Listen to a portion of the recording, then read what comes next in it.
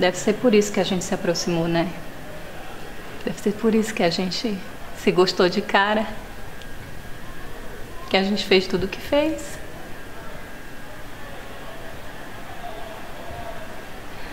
Quantos anos será que ia ter o nosso filho agora? 9, né?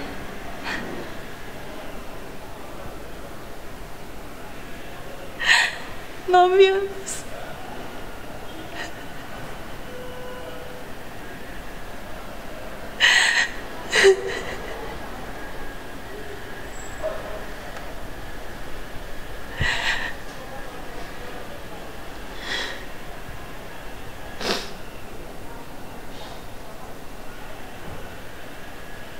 O que você tem agora que é mais importante que isso? O que você tem?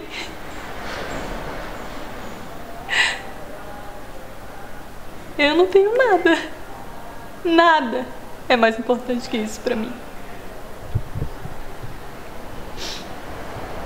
Eu passei 9 anos pra saber que tudo que eu vivi era uma mentira, que podia simplesmente não ter existido.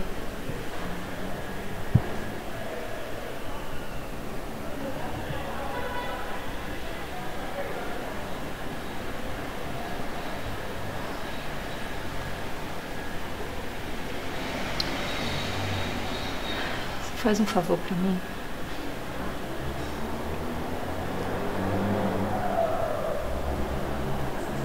Nunca mais aparece aqui, tá?